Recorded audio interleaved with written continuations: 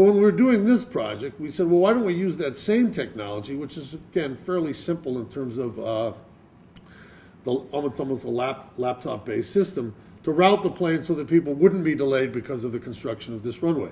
And then we said to the FAA, maybe we could do this all the time, and that we would, in fact, eliminate the famous conga line when every plane, as soon as it was loaded, would pull out onto the tarmac, line up, and you'd sit there, and then you'd wait for that dreaded moment when the pilot would say, we're 40th in line, and we will let you know when we're ready for takeoff. And now what we're doing, we're using that snow system that we had before, literally to program when planes pull away from the gates, so you don't do that. And again, making, out of a necessity, making an opportunity was one thing that we did at Kennedy Airport. So now we have a sophisticated ground management system that will literally eliminate that conga line and will make far better use of the capacity that we have built with the new Bay runway.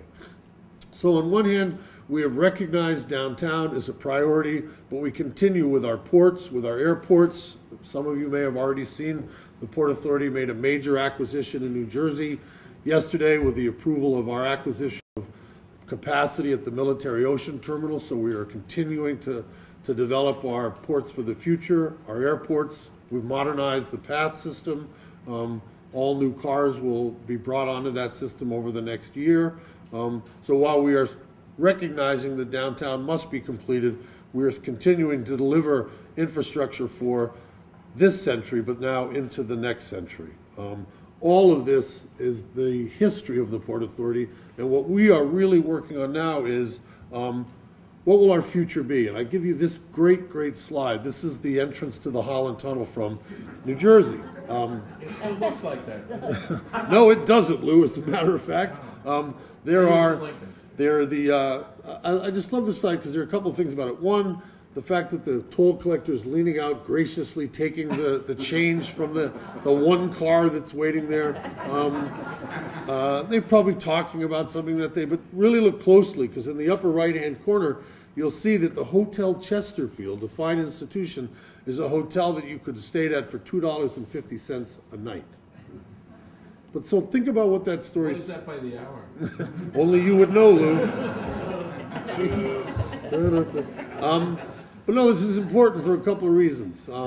Today, the Port Authority's toll is $8, and it's a very difficult political reality to raise tolls in this town. But it was the financial underpinning of the Port Authority. Today, that's about a 1,500% increase from $8. You do the math on what a hotel room costs in Jersey City, do the math what a hotel room costs in New York City, and we've lost that fundamental innovation on a financial balance where the toll became a self-sustaining mechanism for the Port Authority to build that infrastructure that Lou, in his inimitable way, introduced. This is what we have built with those tolls money, as well as our federal partners in the aviation industry. But this was the paradigm that really built the Port Authority. Think about what we've done with the airports, how much that capacity is allowed to take, basically built out in a swamp, creating brand new airports. But that paradigm now, unfortunately, has fundamentally shifted. The Port Authority bus terminal is perhaps the best example of that. Built to solve the transportation problem of buses clogging Manhattan streets, the Port Authority built it, and we thought, okay, we're going to build a bus terminal, and we'll make money out of it. We'll charge the bus operators, and we built the Port Authority bus terminal. But as mass transit and buses systems for New Jersey Transit carries more people by bus into the city than they do by rail, this part of the system became a mass transit system, and that the cost of providing that service deteriorated. The revenue cost profile of that operating the bus terminal deteriorated. So as you can see, we are bleeding money in running the Port Authority bus terminal. It is now part of a clearly subsidized mass transit system. So we had the toll idea that would be self-sustaining, and that toll was in effect that 50 cents stayed in effect for almost 40 years because you saw the explosion of the auto industry, but now that's leveled off. Then you compound it with the Port Authority funding a mass transit system for New Jersey Transit, that the PATH system, which again, all mass transit systems have some subsidy, but this one is clearly out of whack with the usual fare collection ratio that other mass transit systems have. So We've had a toll system which hasn't kept pace with the economy. We've had a mass transit system introduced into the Port Authority, and we're operating a mass transit system path at below what one would consider to be an equitable fare box ratio. So what's happened? Our net capital expenditures and our return on our investment, the arrows have gone the opposite way. And if you were in the private sector, this would be the death curve for any business. And this is, in effect, the profile of the Port Authority that we must have to address going forward in the next 20 years. To do that, there's ways to address it. You can start to cut things. You don't build the things that you know you have to build because you don't have the money to do it. The suspender ropes on the George Washington Bridge, they are safe, they're there, they will be there, but we're pushing out when we replace them. The Port Authority Bus Terminal Garage, this is a project of real interest on my part, because for those of you who live in Manhattan or travel out of the Lincoln Tunnel at night, you can see what's happened with the amount of demand at the bus terminal. In the morning, 110,000 people come into that bus terminal, peak morning period. All those buses have to get into that bus terminal, so you see the XBL lane in the morning going in the Lincoln Tunnel. One bus after another, dropping off 110,000 people. Then all those buses go back to New Jersey empty because there's no place to store them. Then at night, they come back in, and the real conga line forms when they start to have to do the slow dance around the bus terminal and come up 10th Avenue. Coming up 10th Avenue, you see a wall of buses literally clogging that whole artery heading north. And now that Related and Ross have built those residential apartments on 10th Avenue, so if you were paying $3,000 for an 800 square foot studio apartment, and you walk out and you see a line of buses, we're going to reach a crisis where people will say, get those buses off the street.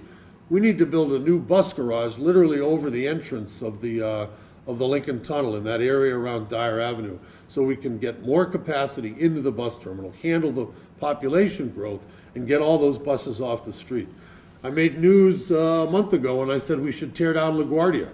We should. LaGuardia is an airport that is not meeting a standard that anyone would think acceptable for the greatest city in New York. That should not be the domestic hub. Can we do it today? No, we can't because we don't have the money. Should we? Yes, we should, and we are planning long-term to figure out how to do that, obviously starting with the central terminal building. So there's been an array of things that we're not doing, and those are tough, tough decisions. As you can imagine, not building the bus terminal garage is going to be a major, major challenge for the city of New York. The Port Authority, as I like to say, there's an economist at NYU who had previously been down in Princeton, William Baumol, who came up with the idea for institutions like the Port Authority that we're basically in the cost disease business, that we have to provide a level of service that's fixed. But that level of service gets increasingly expensive, and he uses the great analogy that if you put on a Mozart quartet in 1770 and you put it on today, you have to do the exact same thing. You got to have the four violinists, whatever, but paying them in 1770 is a hell of a lot different than paying them today.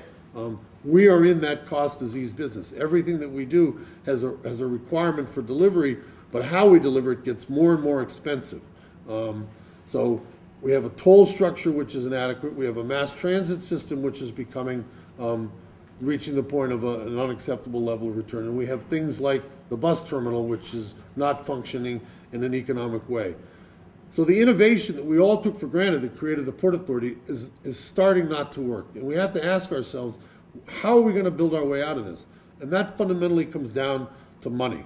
And so we have slashed operating budgets. We are keeping them well below CPI. We have eliminated headcount. We are down, as you can see now, down to a level really unrivaled in terms of how the Port Authority operates. As I said, we've deferred capital projects, we've cut consulting budgets, we've decreased overtime. We ended up having to close the Ramada Hotel out at Kennedy Airport. So what are we thinking about how we're going to build our way out of it? I think we begin to have to recognize that there is a paradigm in transportation that as we build infrastructure, we create wealth.